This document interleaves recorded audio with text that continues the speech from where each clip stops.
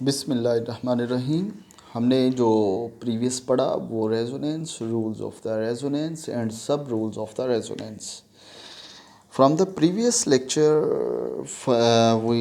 if we choose the example and we see the butadiene like this CH2 double bond, CH single bond, CH and double bond CH2. In this example, if we see the resonance, it's mean the delocalization of the electron density, and delocalization mean on pi electron density. So this pi bond, this pi electron density will be shifted between these two carbon, and if we give the numbering of these carbon number 1, carbon 2, carbon 3 and carbon number 4. So we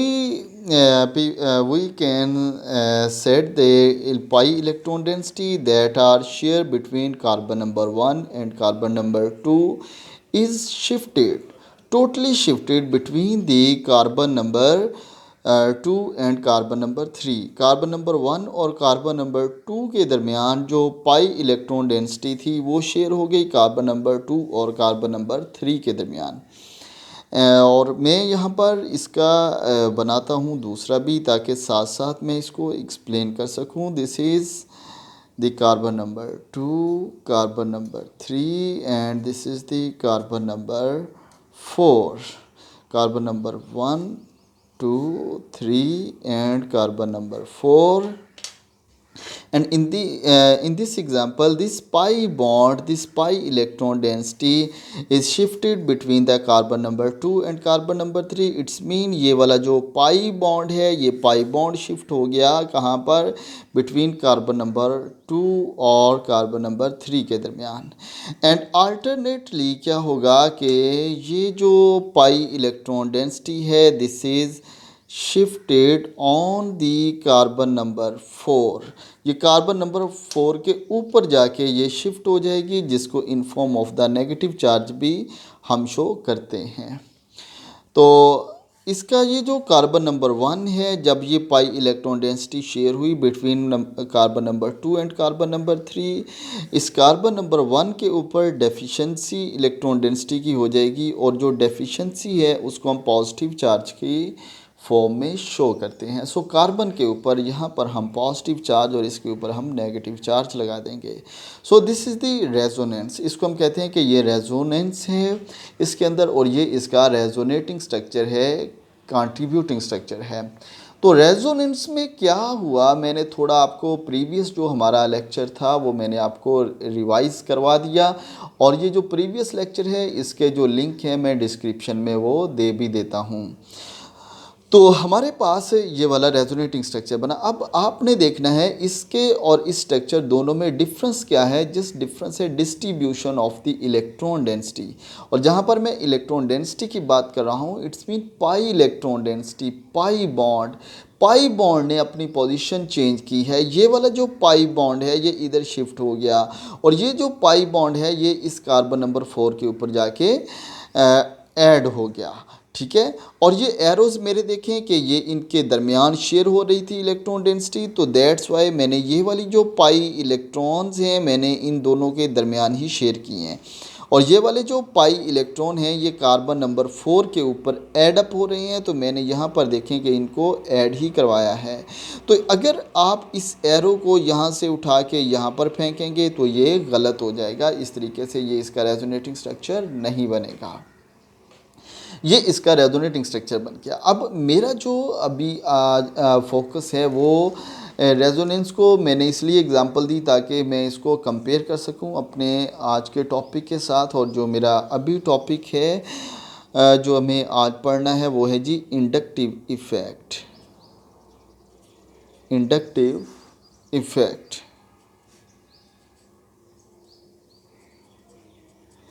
इन दोनों में क्या difference है, यानी कि resonance तो हमने जान लिया कि रेजोनेंस में क्या है, पाई इलेक्ट्रॉन डेंसिटी की डिस्ट्रीब्यूशन है डिफरेंट जगह के ऊपर, उसी स्ट्रक्चर में कहीं पर भी वो जाके ऐड हो जाती है, किसी दूसरी जगह पर जाके वो शेयर हो जाती है, किसी जगह के ऊपर उसकी डेफिशिएंसी हो जाती है।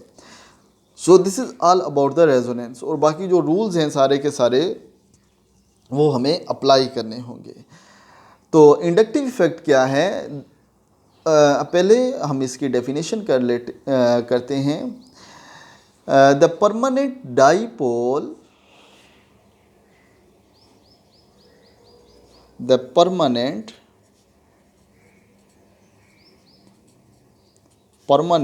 dipole induced in one bond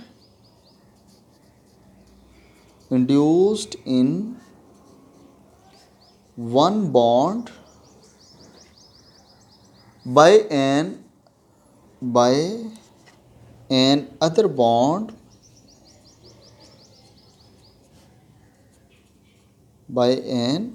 bond is referred as is called as inductive effect,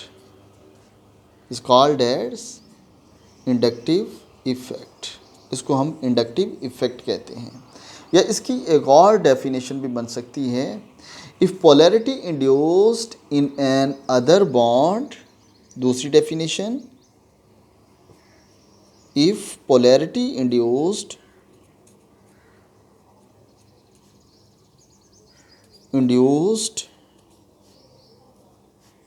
in an other bond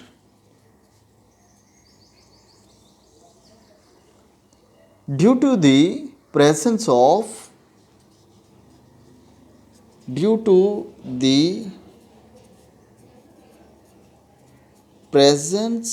of polar bond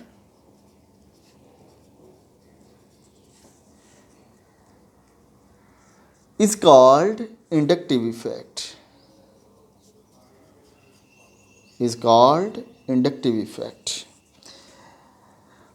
तो इसमें क्या है कि आप हमारे पास दो चीज़ें हैं। नंबर वन ये है कि एक हमारे पास पोलर बॉन्ड है, एक है पोलर बॉन्ड, और इस पोलर बॉन्ड की वजह से दूसरे बॉन्ड में पोलैरिटी इंड्यूस्ड हो जाती है। इसको हम इंडक्टिव इफ़ेक्ट कहते हैं। इसको हम क्या कहते हैं? इंडक्टिव इफ़ेक्ट कहते हैं। अब देखिए, ये डेफिनेशन आप ले लें या ये ले लें, the permanent dipole induced in one bond by N other bond is called inductive effect. अब देखिए, मैं एक इथाइल क्लोराइड की आपके पास एग्जांपल रख रहा हूँ। इन इथाइल क्लोराइड क्या होगा? This is CH3 CH2 and Cl, this is ethyl chloride. अब इसके ये जो बॉन्ड हैं, आपको पता है कि इनको हम डॉट फॉर्म में भी इस बॉन्ड को लिख सकते हैं, ठीक है, जिसको हम डॉट स्ट्रक्चर कहते थे, लिवस डॉट स्ट्रक्चर या डॉट क्रॉस स्ट्रक्चर भी हम इसको कहते थे। अब देखिए होगा क्या, मैं इसी स्ट्रक्चर को ओपन करूँगा कि ये है हमारे पास H जिसको हम CH3 कह रहे हैं, और फिर further bond with the carbon and with Cl, ठीक है। अब मैं इसको जो डॉट स्ट्रक्चर है उस फॉर्म में लिख रहा हूँ। ये हमारे पास इथाइल क्लोराइड है। अब मैं इथेन की एग्जांपल अगर लिखूँ तो वो होगा CH3, ठीक है, ये होगी हमारे पास इथेन की एग्जांपल।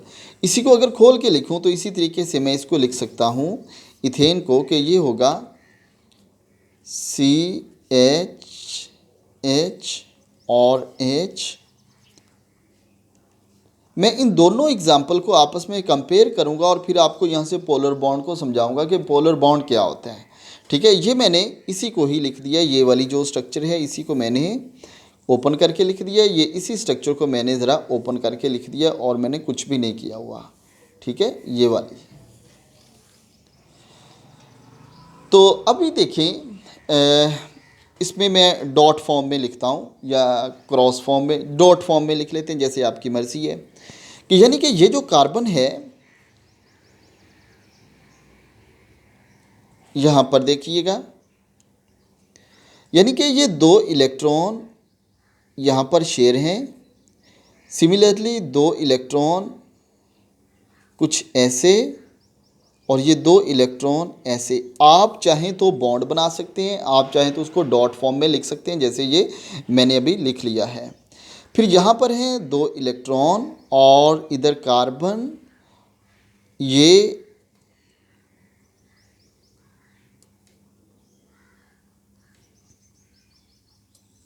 ठीक है जी।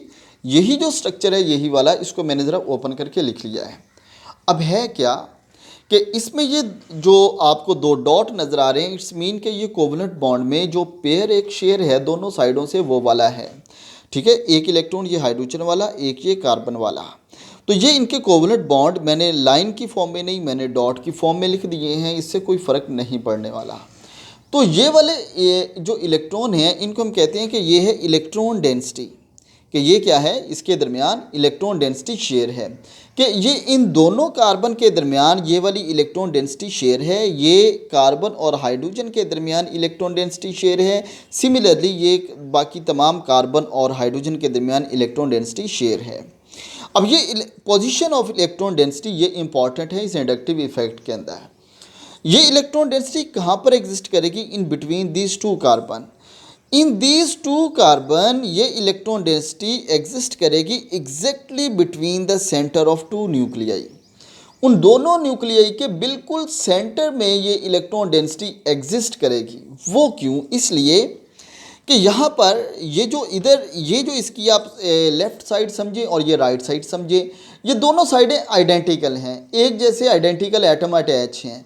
जब ये आइडेंटिकल एटम अटैच हैं तो दैट्स वाई ये इलेक्ट्रॉन डेंसिटी फिर बिल्कुल सेंटर में एग्जिस्ट करेगी, ये इलेक्ट्रॉन डेंसिटी बिल्कुल सेंटर में एग्जिस्ट करेगी।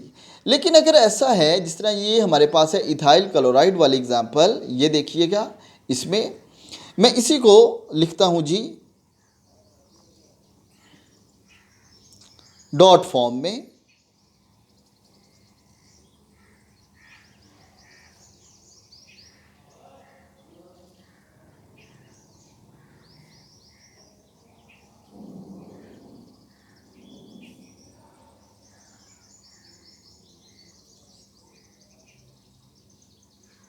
और ये है जी क्लोरीन। अगर आपने ऐसे इसको देखा है, ठीक है, जिस तरह मैंने अभी यहाँ पर ये दो पेयर शो किए, इस तरीके से मैंने पेयर शो कर दिए हैं। अब यहाँ पर तो ये ऐसे है कि ये वाली इलेक्ट्रॉन डेंसिटी इधर सेंटर में एग्जिस्ट करती है, लेकिन यहाँ पर ये इलेक्ट्रॉन डेंसिटी इधर अगर आप देखेंगे तो ये बिल्कुल इन दोनों एटम के सेंटर में एग्जिस्ट नहीं करेगी। नंबर वन, क्यों नहीं करेगी, इसलिए कि इन दोनों एटम्स का कार्बन और क्लोरीन का इलेक्ट्रोनेगेटिविटी का डिफरेंस है। इस इलेक्ट्रोनेगेटिविटी का डिफरेंस है। जब इलेक्ट्रोनेगेटिविटी का बेटा जी डिफरेंस होगा तो इलेक्ट्रॉन डेंसिटी कभी भी सेंटर में एग्जिस्ट नहीं कर सकती। ठीक है, इलेक्ट्रॉन डेंसिटी कभी भी फिर सेंटर में एग्जिस्ट नहीं कर सकती। दूसरा क्वेश्चन, फिर ये इलेक्ट्रॉन डेंसिटी कहाँ पर एग्जिस्ट करेगी, this electron density will be move towards the electronegative atom.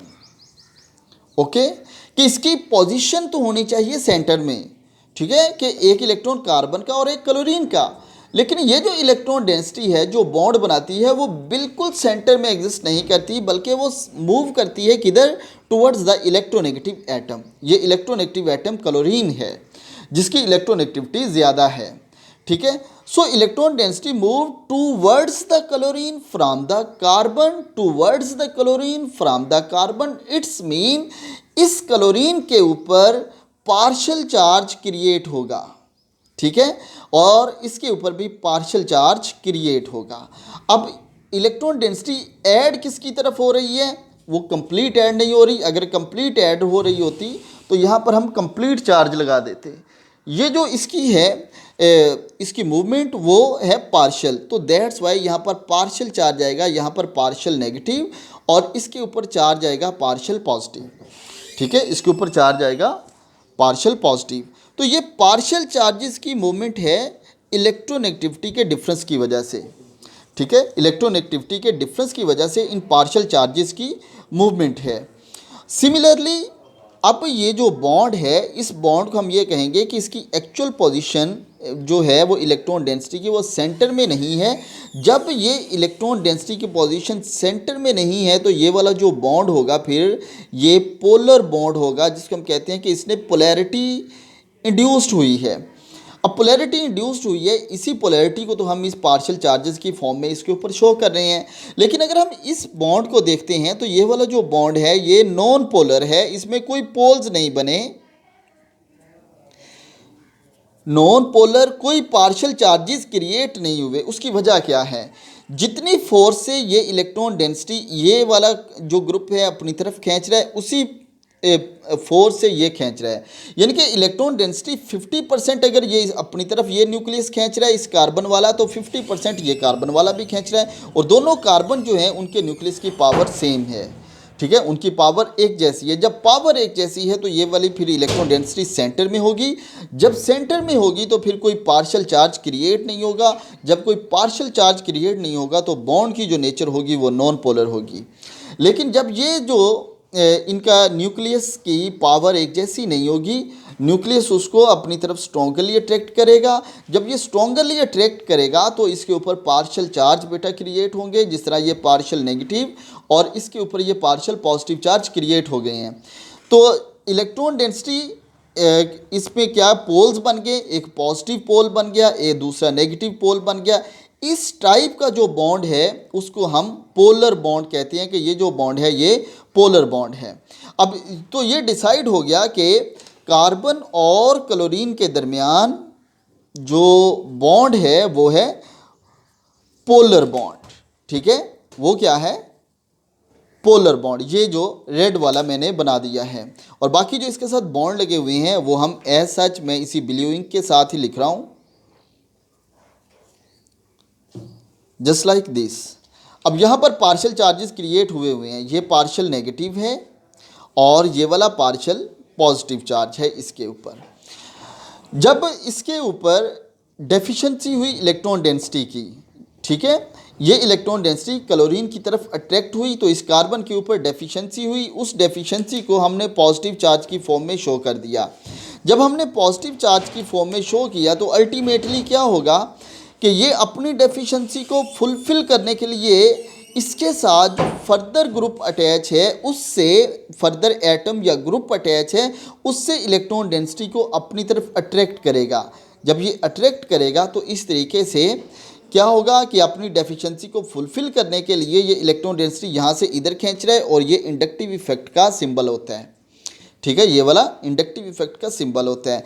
इस कार्बन से इसने अपनी डेफिशिएंसी फुलफिल करने के लिए खींची।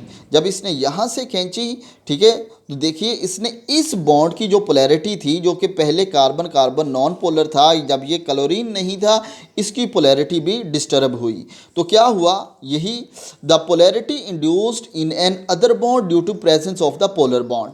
इस पोलर बॉन्ड की वजह से ये जो दूसरा बॉन्ड है इसमें भी पोलैरिटी डिस्टर्ब हुई, इसके अंदर भी पोलैरिटी इंड्यूस्ड होगी। जब इसके अंदर भी पोलैरिटी इंड्यूस्ड होगी, ठीक है, इसी इफेक्ट को हम इंडक्टिव इफेक्ट कहते हैं, ठीक है। ये जो पोलैरिटी इंड्यूस्ड हो रही है इसी को हम क्या कहते हैं? इंडक्टिव इफेक्ट कहते हैं।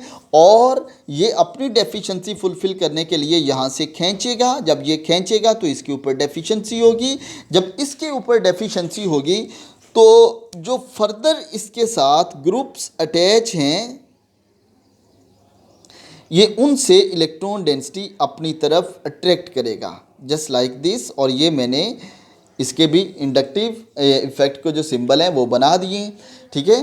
तो ये अपनी इसके ऊपर डेफिशिएंसी, ये डेफिशिएंसी यहाँ से खींचेगा और फिर क्या होगा बेटा जी, ये वाला जो कार्बन है यानी कि ये CH2 और ये Cl और ये CH3।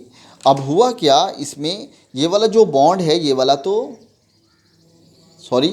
ये जो बॉन्ड है ये क्या है? ये तो पोलर बॉन्ड है। और इस पोलर बॉन्ड ने क्या किया है? पोलैरिटी इंड्यूस्ड की है इसमें, यहाँ पर। और क्या हुआ, यहाँ पर था पार्शियल नेगेटिव चार्ज, इधर था पार्शियल पॉजिटिव चार्ज। और इसने फिर इलेक्ट्रॉन डेंसिटी यहाँ से देखें डेफिशिएंसी हुई, इन तीनों ग्रुप से ये अपनी तरफ खींचेगा। तो जब ये एक को आगे डोनेट कर रहा है, तीनों से खींच रहा है, यानी कि ये तीनों तरफ से इलेक्ट्रॉन डेंसिटी डिस्टर्ब होगी, यानी कि ये वाली जो इलेक्ट्रॉन डेंसिटी है इसकी जो एक्चुअल पोजीशन ये यहाँ से स्लाइटली थोड़ा सा आगे मूव करेगी, सिमिलरली ये भी अपनी पोजीशन से आगे मूव करेगी, ये भी अपनी पोजीशन से आगे, और ये भी सेंटर की बजाय थोड़ा सा इस कार्बन की तरफ मूव करेगी। अब ये जो रेड वाली जो मैं डॉट लगा रहा हूँ ये उसकी जो उसके इफेक्ट के बाद, ऑपरेट होने के बाद, इस इंडक्टिव इफेक्ट के ऑपरेट होने के बाद जो पोजीशन होगी इन इलेक्ट्रॉन की वो इस तरीके से चेंज होगी, और इसके ऊपर ये पार्शियल चार्ज क्रिएट होंगे, और फिर ये जो CH3 है ये एक कार्बन की तरफ इधर डोनेट कर रहा है, 3 एटम से ये खींच रहा है, इसके ऊपर बेटा जी पार्शियल नेगेटिव चार्ज आ जाएगा। ठीक है, तो देखें पोलर बॉन्ड ये था, इसने इसमें भी पोलैरिटी इंड्यूस्ड कर दी, और इन कार्बन के ऊपर पार्शियल पॉजिटिव चार्ज आ जाएगा। तो अब यहाँ पर देखें, the polarity induced in another bond, ये क्या है, in another bond due to presence of the polar bond, ये है पोलर बॉन्ड।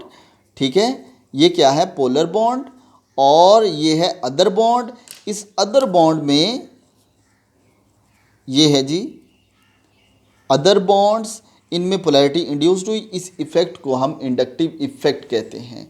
इसको हम क्या कहते हैं, इंडक्टिव इफेक्ट कहते हैं। और इसकी पोलैरिटी की वजह से, इसके पार्शियल चार्जेस की वजह से ये बाकी सारी की सारी जो चेन है उसमें इलेक्ट्रॉन डेंसिटी डिस्टर्ब होती है।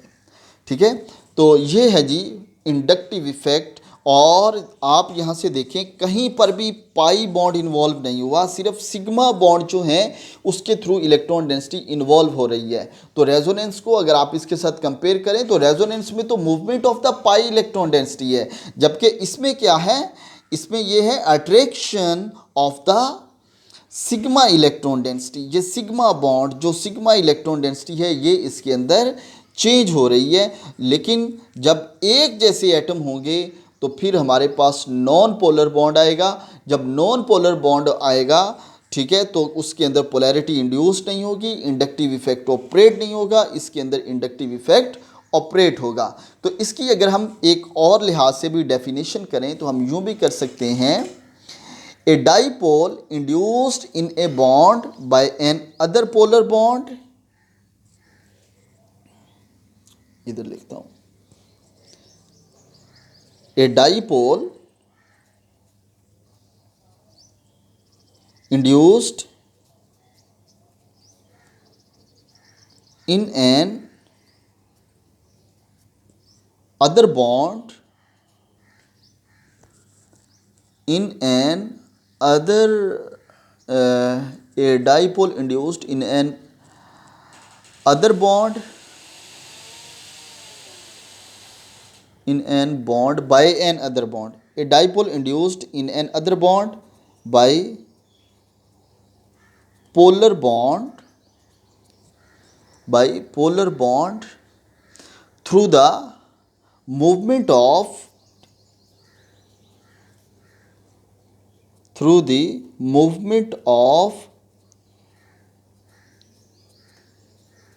sigma electron density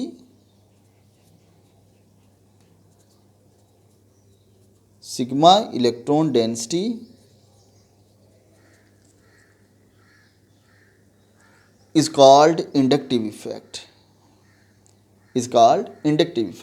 तो dipole induced in another bond by the polar bond के साथ through the movement of the sigma electron density, और सिग्मा इलेक्ट्रॉन डेंसिटी का ही इसके अंदर ये सारा रोल प्ले होता है। सिग्मा इलेक्ट्रॉन डेंसिटी की मूवमेंट होती है, ठीक है, और इसको हम इंडक्टिव इफेक्ट कहते हैं। तो ये एक एग्जांपल और उसकी बड़ी डिटेल के साथ मैंने आपके साथ इसकी जो है वो शेयर की है। और इसमें ये जो डाइपोल मोमेंट है ये डिपेंड करेगा इलेक्ट्रोनेगेटिविटी ऑफ द एटम के ऊपर, ठीक है। So electronegative atom just like here is the chlorine, it pulls the electron sigma electron density from the carbon। इसने क्या किया, इसने कार्बन से इलेक्ट्रॉन डेंसिटी को पुल किया अपनी तरफ, ठीक है, और ये जो कार्बन है इसके ऊपर डेफिशिएंसी हो गई और इसके ऊपर इलेक्ट्रॉन डेंसिटी की इन्हांसमेंट हो गई, ठीक है। और इसकी वजह से ही जब ये इसने खींचा तो इसके ऊपर पार्शियल चार्जेस क्रिएट हो गए। ये जो पार्शियल चार्जेस हैं फर्दर ये जो है उसके उसमें ऑपरेट होते हैं थ्रू सिग्मा बॉन्ड। ये नेक्स्ट जो सिग्मा इलेक्ट्रॉन डेंसिटी है उनको अपनी तरफ अट्रैक्ट करती है।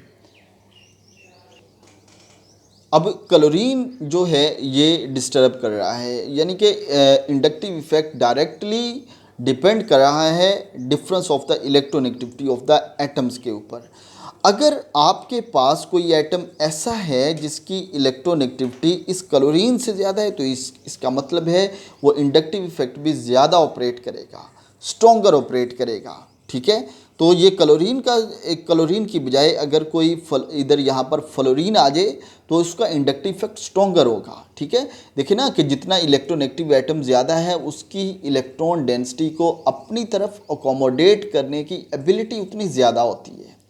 ठीक है, जितनी ज़्यादा होगी उतनी ही वो अपनी तरफ इलेक्ट्रॉन डेंसिटी ज़्यादा खींचेगा। अब इलेक्ट्रोनेगेटिव एटम ये है कि वो हैप्पी होता है अगर उसके ऊपर नेगेटिव चार्ज आ जाए। तो इलेक्ट्रोनेगेटिव एटम की तो विश ही ये है कि उसके ऊपर नेगेटिव चार्ज आए, उसका वैलेंस शेल कंप्लीट हो। ठीक है, तो अगर वो फ्लोरीन है तो वो इस क्लोरीन की बजाय स्ट्रॉन्गर पावर से इसको अपनी तरफ अट्रैक्ट करेगा। जब वो स्ट्रॉन्गर पावर से अट्रैक्ट करेगा तो वो फिर स्ट्रॉन्गर इलेक्ट्रॉन डेंसिटी भी उसके अंदर ऑपरेट होगी। ठीक है, ये होगा हमारे पास इंडक्टिव इफेक्ट। अब नेक्स्ट मैं इसकी जो वी लॉग है उसके अंदर इसकी क्लासिफिकेशन को करूँगा इंशाल्लाह ताला। लेकिन आपको ये बात याद रखनी चाहिए कि ये इंडक्टिव इफेक्ट जिस तरह से मैंने एक एग्जांपल आपको सिंपल चेन वाली दी है, रिंग हो, चेन स्ट्रेट चेन हो, कोई भी हो जहाँ पर इलेक्ट्रोनेगेटिविटी का डिफरेंस होगा बेटा जी वहाँ पर ही ये इंडक्टिव इफेक्ट ऑपरेट होगा। और आप देखें कि पाई जो बॉन्ड है जब अल्टरनेट पोजीशन में है और उसकी तमाम कंडीशन पूरी हो रही हैं देन रेजोनेंस ऑपरेट होगी। लेकिन इंडक्टिव इफेक्ट तो जब भी सिग्मा बॉन्ड होगा तब ही ऑपरेट हो जाएगा। जस्ट एक कंडीशन है difference of the electronegativity, just एक ही कंडीशन है, जस्ट क्या है डिफरेंस ऑफ द इलेक्ट्रोनेगेटिविटी। अगर इलेक्ट्रोनेगेटिविटी का डिफरेंस है देन ये वाली पाई इलेक्ट्रॉन डेंसिटी की वहाँ पे कोई इंपॉर्टेंस नहीं। हमने पाई बॉन्ड को यहाँ पे बिल्कुल डिस्कस भी नहीं किया, हमने जस्ट डिस्कस किया है सिग्मा बॉन्ड को, सिग्मा इलेक्ट्रॉन डेंसिटी को। तो आपका इस इंडक्टिव इफेक्ट के अंदर जो फोकस होता है, आई फोकस जो होगा वो आपका सिग्मा इलेक्ट्रॉन डेंसिटी के ऊपर होगा। नेक्स्ट हम इसकी classification of the inductive effect next vlog में कर रहे हैं। थैंक यू, अल्लाह हाफिज़।